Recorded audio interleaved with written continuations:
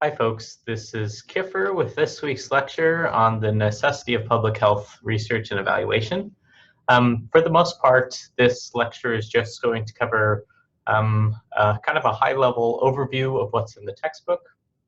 As you will recall from the syllabus, this week you're going to read chapter 1 if you haven't already read it so far, and you'll create the first evaluation proposal piece, which is to create a logic model. And so we'll provide a little bit of overview of that. However, I want you to think of the readings as kind of your main resource, and then these orientation videos just as a way to kind of give it a high-level overview and contextualize what you've been studying so far. So to start, we should remember the introduction of the chapter was about the Cambridge Somerville Youth Study. There's actually this really great podcast called When Helping Hurts by Freakonomics that kind of gives an overview of the history of the Cambridge Somerville Youth Study, which, as you'll read about in the readings, was a long experiment that looked at what they called kind of like delinquent youth versus kind of youth identified from parents, and that acted as a case control study. And then they kind of randomized both the cases and controls to an intervention and a non-intervention to see what is the effect of interventions. And the intervention include things like group and peer counseling, that sort of thing. And originally, when they first ran the study, they found that there wasn't a whole lot of differences in the groups, and that the success of the program was a little bit questionable. However, after about 30 years, Joan McCord went back and looked at the data. She recruited about 95% of the participants. And when she compared the control group, being those without an intervention, to the treatment group, she found that those in the treatment group, tended to be lower class and had lower job satisfaction. They're more likely to have serious mental health diagnoses. They had an addiction to alcohol at higher rates, and they suffered from cardiovascular disease and other stress-related illnesses. And it was really an eye-opening research study because it showed that a study that even when participants report that it's good and they like it and the people think the program is great, it doesn't necessarily end up looking that way when you end up looking at the data 30 years later. And so evaluation and looking at outcomes and impacts is a really important part of public health research that this course attempts to explore and look at. Now, in that study, there was a number of explanations for why it failed, ranging from reliance on the CAP counselors to kind of the nature of bringing kids together and kind of the troublemaking that can cause, especially when you're putting kids with histories of kind of bad behavior with kids who've been good behavior, and kind of the mentorship back and forth that can result from that.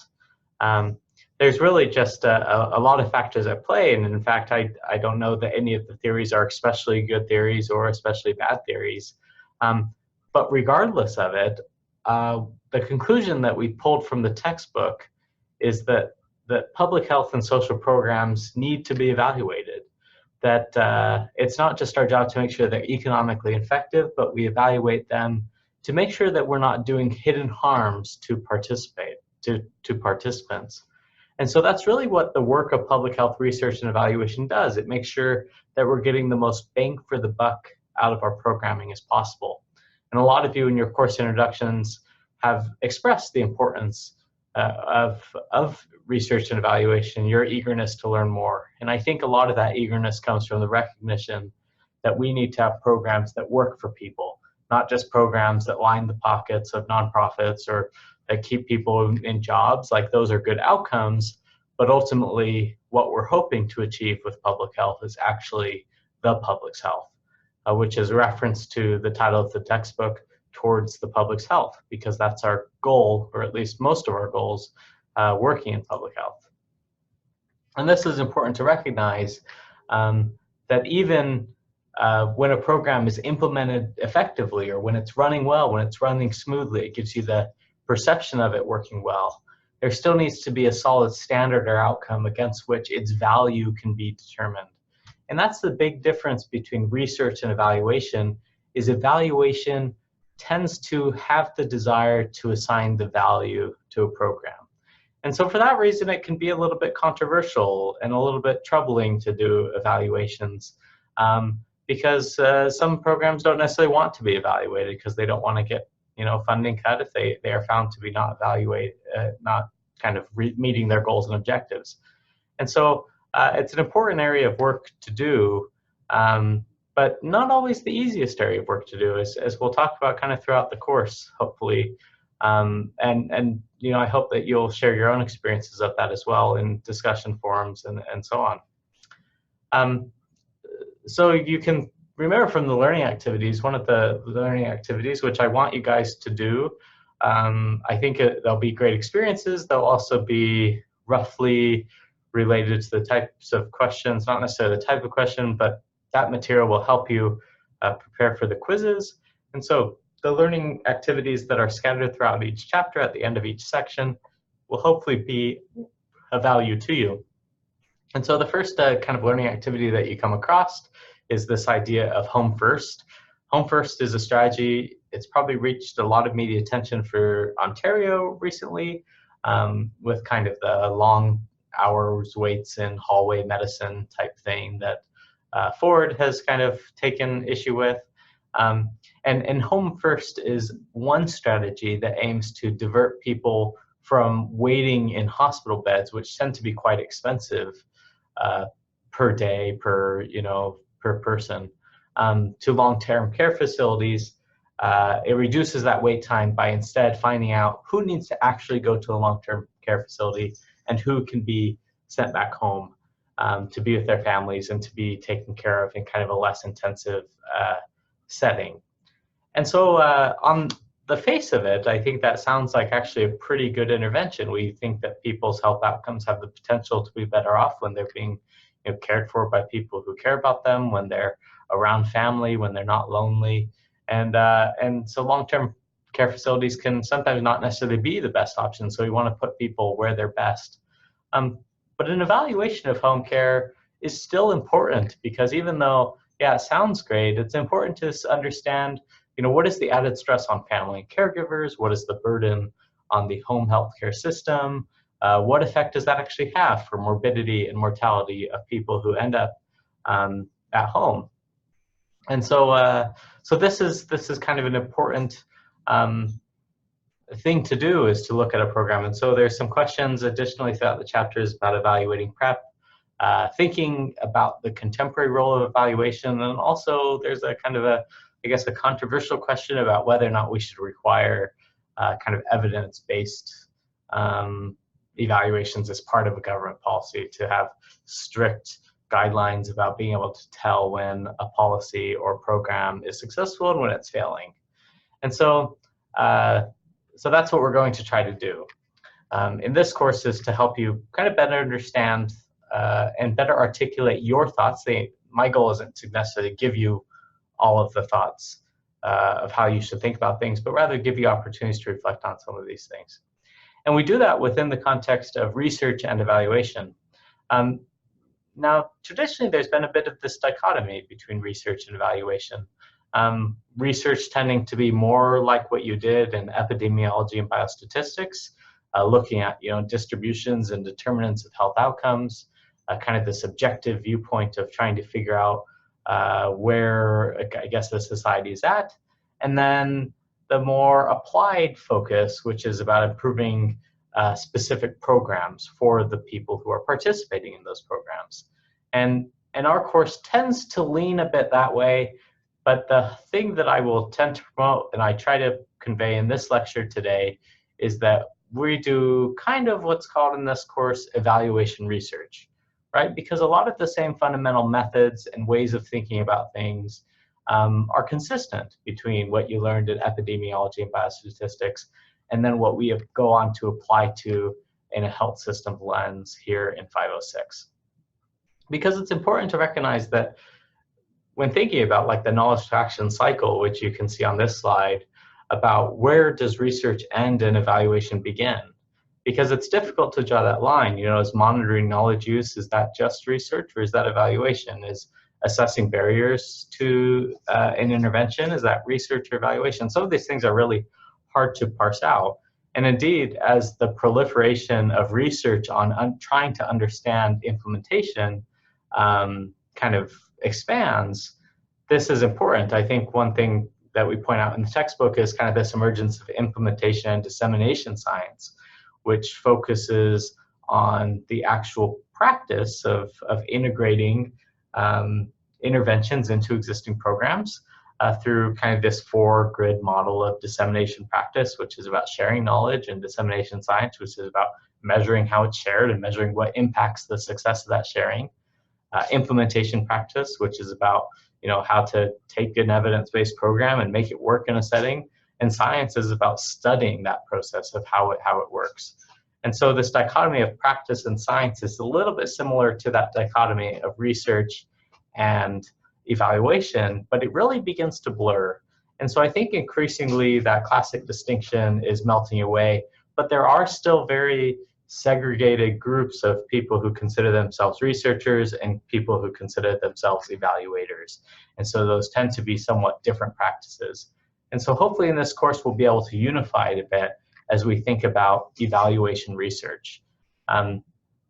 Now, in evaluation research, we look at these kind of preliminary needs evaluations that look at identifying ways of addressing problems or improving an existing program, looking at how we implement those, what the process of the various aspects of the process are, what outcomes those implemented programs have, which is that kind of immediate direct effect of a program, and then what is the long-term kind of population-wide changes that can be directly related back to that intervention.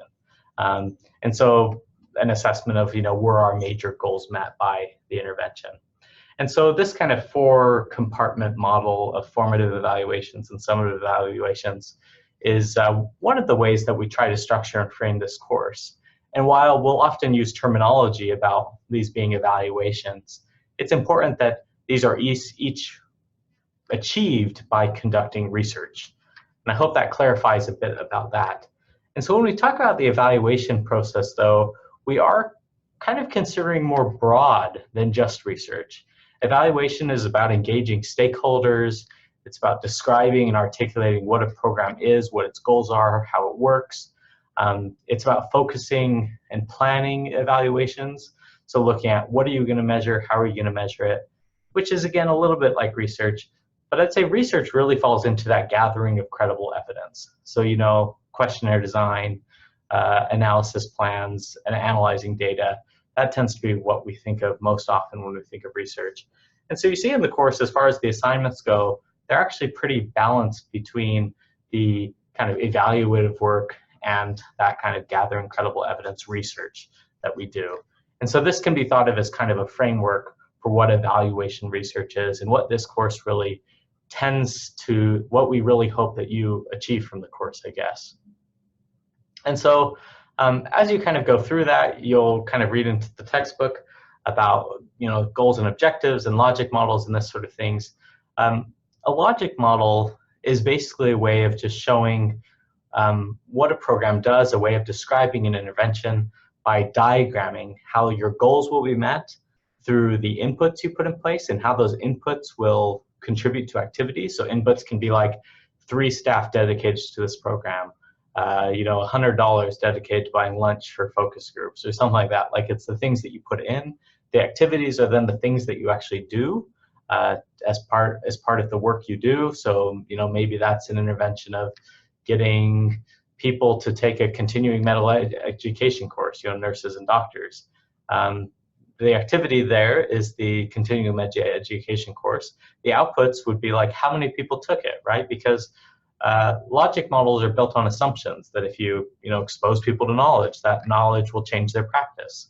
And so outputs are kind of that first level of measurement where you look at, well, how successful were our activities at achieving kind of the goal of the activities, and then how does people attending continuing medical education courses, say 500 people attend, what does that actually mean for outcomes? Do doctors actually change behaviors after taking a continuing medical education course? And then do those changes in behavior actually impact the target population. And so a logic model just kind of graphically depicts that underlying logic of why you're doing the things you're doing and what you hope to achieve. It's also a great tool. Once you have a logic model developed for your program, it's a great tool to allow you to identify what you need to evaluate. So you need to understand that you're measuring these activities, you're looking for these outputs, you're hoping to measure these outcomes, and you're looking for the long-term impacts of a program. But it's important to recognize that, and we'll discuss this throughout the text and throughout the course, that the assumptions that you make aren't necessarily concrete. They're not necessarily, even if they're good assumptions, necessarily going to translate into the outcomes you expect, because there can be external factors that kind of hide the effect. And so later in the course, when we talk about validity and reliability, this will be an important kind of theme to think about. And so the logic models provide you with basically a roadmap for not only the intervention you're putting in place, but also for your evaluation. And that's why it's really the first assignment of this week will be to conduct or to create a logic model for your assigned group that you signed up for last week. But one of the most important things for a good logic model is to have SMART objectives. Now, SMART objectives, you've probably heard of these before, but SMART objectives are specific, they're measurable, they're achievable, they're realistic, and they're time-bound. And so an example that I put here that I also use somewhere in the text, it's, by June 30th, we'll increase by 20% the number of employees who had at least 5 servings of fruits and vegetables a day. Right, it's specific. What is our goal? To get people to eat at least 5 vegetables. Is it measurable? Yeah, it's measuring the number of employees. That can be measured, through a survey or something. It's achievable, meaning it's within the capabilities. Yeah, we can probably get more people to eat fruits and vegetables, whether that's providing fruits and vegetables or whether it's teaching people about the importance of fruit and vegetables, and that it's realistic. 20%, so 1 in 5 employees. Can you convince 1 in 5 to eat at least 5 fruits and vegetables in this kind of workplace goal? And then it's time bound. It's timely. It's within by June 30th, 2016. I guess that's a little outdated now, but that's a SMART goal, because when I look at this goal, come June 30th, 2016, I can do a post-study survey, and I can tell, if I passed or failed, if the program was a success or if it's a failure. And so this is the sort of goal that lends itself really well to logic modeling, because you can say, okay, here's our goal. Now, what do we have to do to implement and achieve that goal? And as we do this, however, it's important that we meet kind of these evaluation standards. Now, the Joint Committee on Standards for Educational Evaluation, we're kind of the first ones to put together what we call evaluation standards. These have now proliferated and been widely used, not just in education evaluation, but in all kind of public health and health sector and business sector even evaluation. The standard evaluation standards that we tend to focus on are utility. How useful is an evaluation going to be? It's probably not necessary to conduct an evaluation if stakeholders aren't going to pay attention to it, if decision makers aren't actually going to change their minds about a program, even if it were to come out as bad. It's not worth dedicating resources to an evaluation that's not going to be useful to anyone.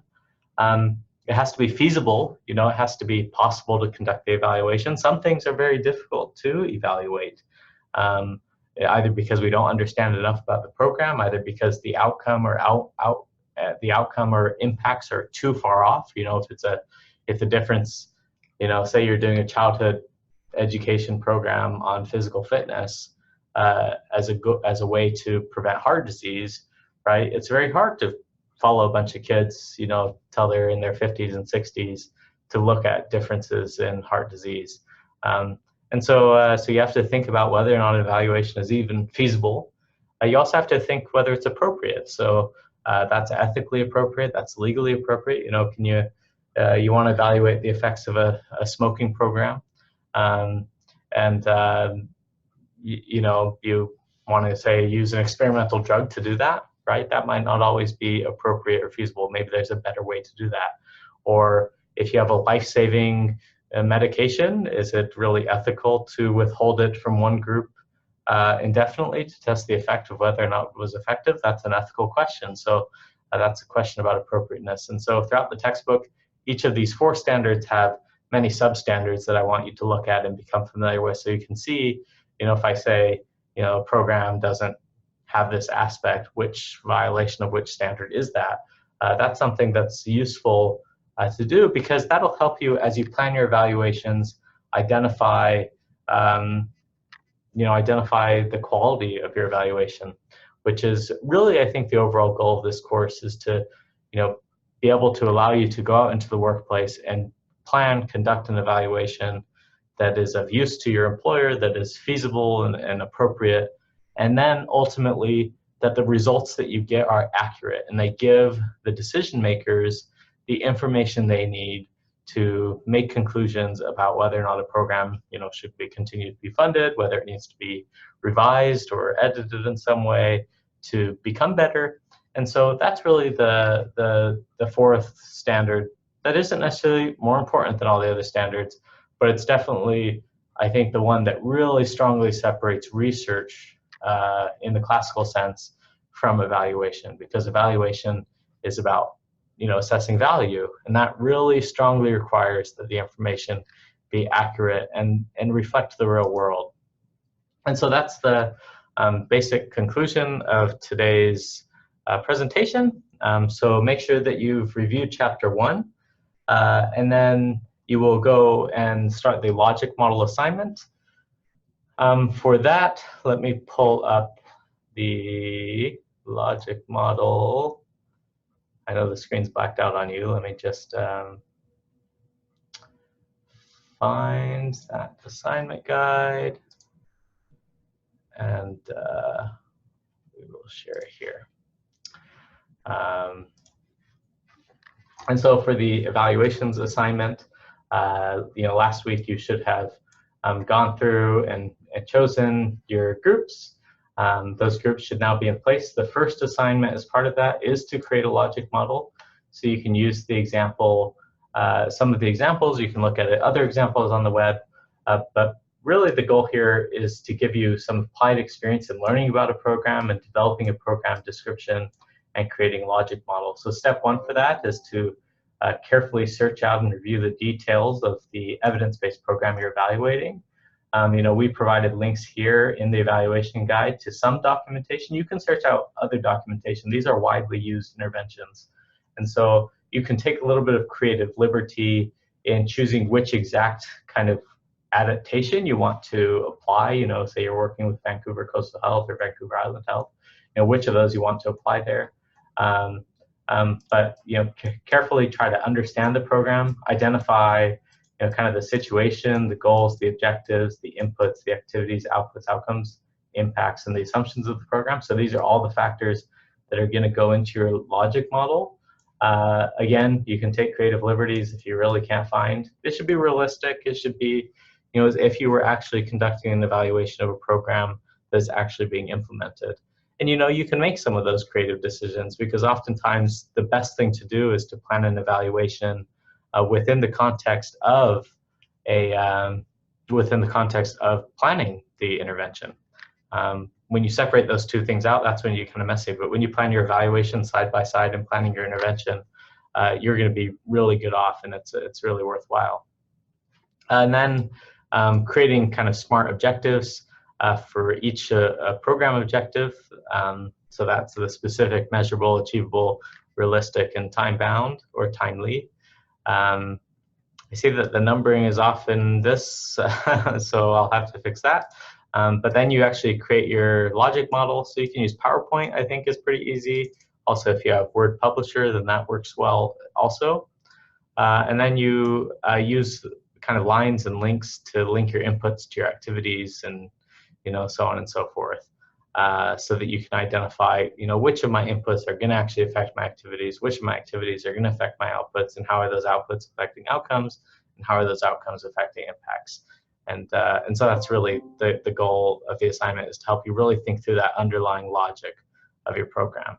And then just write a concise program description to accompany and kind of explain your logic model, and then save that as a PDF, and then assign one of your group members to submit it. So you only need one submission per group. And then as far as evaluating that, we're evaluating based on, does it demonstrate your understanding of the program and its objectives? Does it identify each component of the logic model? And does it link those components together to show kind of that underlying logic? And so this assignment will be 3 points. And of course, this will later on go towards your full evaluation proposal. There's a partial example here with additional instructions, under the program description section. And so really this is the first step to putting together that final draft that you'll throughout the course. So put that together, and I look forward to reviewing them. Or I think is probably what will happen is Dr. Landy will review them, and we'll give you feedback hopefully pretty quickly, so that you'll at least have feedback by the end of the semester for that final draft, hopefully sooner, so that you can begin to think about and integrate how that will work in your program. Finally, I just want to say that as you look at this final draft, as you go through the final draft proposal, there are some sections that don't have assignments associated with them, like the evaluation management plan. And so I want you to be thinking about the semester, that when you have a week that is kind of, not that busy, to go ahead and take the extra time and work with your group members to kind of develop some of those sections out too, so that at the end of the term, you're not rushed, especially since that last week of the term is also the time which you'll put together or complete your quiz number 2. And so that's everything I have for today's lecture, or this week's lecture. Look forward to hearing from you in discussion boards. If you have any questions, there's the question and answers forum. And I hope you have a good week, and take care. Okay, see ya.